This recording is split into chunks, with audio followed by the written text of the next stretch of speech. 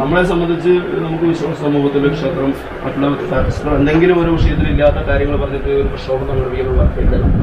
അപ്പോൾ നമുക്ക് കിരീടമായ വിഷയത്തിലുമായി ബന്ധപ്പെട്ടുമായിട്ട്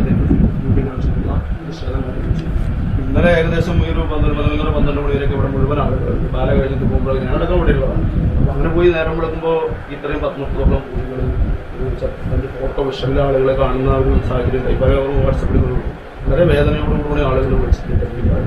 കാരണം നമുക്ക് അത്രയും ഭക്തിപൂർവ്വമായിട്ട് ആചരിക്കുന്ന കോഴികളുടെ ആ പൂവൻ കോഴികളുടെയും ഭഗവതിയുടെ വാഹനം എന്ന രീതിയിൽ ഇതൊക്കെ നമുക്ക് അറിയാവുന്നതാണ്. അതിനെ സംരക്ഷിക്കാൻ ഇവിടെ ദേവസ്വം ബോർഡിൽ തസ്തിക മുൻകാലങ്ങളെന്ന് പറഞ്ഞ പോലെ കാര്യങ്ങളൊക്കെ ഞാൻ പറയുന്നത് സെക്യൂരിറ്റി ഉണ്ടല്ലോ. അങ്ങനെ ഒരു ആരെങ്കിലും വന്നിട്ട് അതിനെ എന്ത് സംശയം, പാർട്ടിയുടെ സംശയം എന്താ പറഞ്ഞാൽ ഈ കോഴികളെ മനഃപൂർവ്വം കൊന്നതാണോ അല്ലെങ്കിൽ ആരെങ്കിലും വീട്ട് കൊല്ലിച്ചതാണോ എന്നുള്ള സംശയം. കാരണം അങ്ങനെ പറയാതിരിക്കാൻ കഴിയില്ല.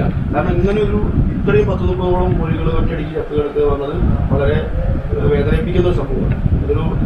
ഒരു പ്രതിഭാസമാണ്. കാരണം എന്താ പറഞ്ഞാൽ 1-2 ഒക്കെ എന്തെങ്കിലുമൊക്കെ ആയിട്ട് അങ്ങനെ തൂങ്ങിയ കോഴി അങ്ങനെ ഒരു അസുഖം വരുമ്പോഴൊക്കെ അമ്പലത്തിനകത്ത് തന്നെ നമ്മൾ ഇത്രയും ഒരു 10-30ഓളം കോഴികൾ കൂട്ടമായി ചത്ത് കാണാനുള്ള സംഭവം അത് എൻ്റെ സംശയം, പരമായ സംശയം ആരെങ്കിലും ഇതിന് പിന്നിൽ പ്രവർത്തിച്ചിട്ടുണ്ടോ, അതിന് എന്താ പറയുക വിശ്വാസ സമൂഹം ഇല്ലാതെ ചെയ്യാനും അതേപോലെ അത്തരം വിഷയങ്ങളൊക്കെയാണ് നമ്മൾ ഈ ആശങ്കയുണ്ട്.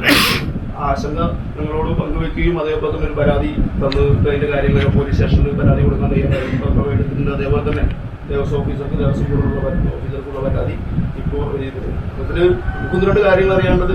സെക്യൂരിറ്റി ഉണ്ടല്ലോ അവിടെ. സെക്യൂരിറ്റി ഉണ്ടായിട്ട് പോലും ലൈറ്റ് സെക്യൂരിറ്റി ഉണ്ട്. എന്നിട്ട് പോലും ഇങ്ങനെ ഒരു സംഭവം നടക്കുമ്പോൾ ഏതൊരു നമ്മൾ ഒരു പുറക്കാൻ ഒരു കോഴിയെ പിടിക്കാൻ പോയാൽ തന്നെ ആ കോഴി ഒന്ന് നിലവിളിക്കും.